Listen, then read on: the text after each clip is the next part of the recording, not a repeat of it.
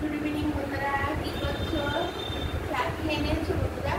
আজকে আমার দেরি হয়ে গেছে। আজকে আমার পরীক্ষা লেগে গেছিল, একটু ঘুরিয়ে গেছিলাম।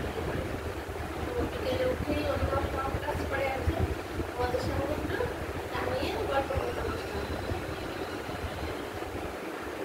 আদা দিয়ে এলাচ দিয়ে চা করেছি। আচ্ছা বন্ধুরা, আজকে তোমাদেরকে যেটা বলবো সেটা নিয়ে চুল নিয়ে ছেলে বলো মেয়ে বলো অনেকেই খুব সমস্যায় ভোগে। চুল পড়ে যাচ্ছে, চুলের খুশকি, বেশিরভাগই চুল পড়ে যাচ্ছে, চুলের জট মেয়েদের চুলের জট হয়ে যাচ্ছে, কার্লি হয়ে যাচ্ছে, কার্লি হয়ে চুলের জট হয়ে চুল উঠে আসছে, তারপর খুশকি। তো এগুলির জন্য খুশকিটা কিন্তু সাংঘাতিক, বেশিরভাগ লোকেরই খুশকি হয়। তোমরা কি করবে? একজনের জন্য করছি, একজনের মধ্যে বড় চামচের 1 চামচ চা পাতা দেবে। আর এটার সঙ্গে তোমরা যেই শ্যাম্পু ইউজ করো, যেই চা পাতা নেবে আর 1 চামচ শ্যাম্পু নেবে, নিয়ে ভালো করে এটাকে মেশাবে।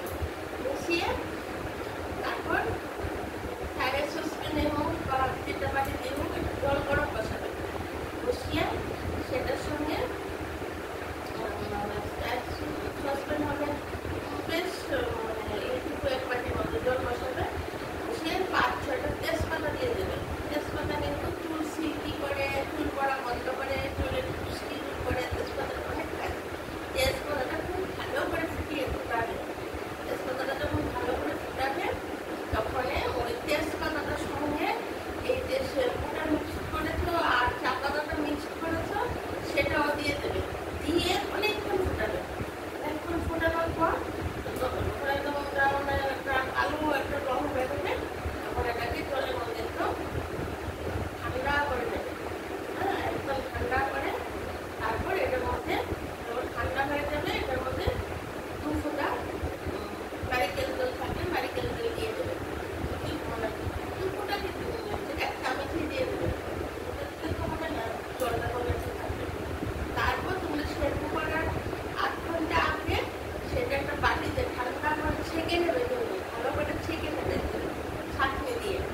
ছাকার পর ঠান্ডা করে তারপর মাথার মধ্যে বসে সুন্দর করে ছেলে হলো মেয়ে হলো মাথার মধ্যে এটা দেবে। এটা যদি সপ্তাহে 3 দিন দাও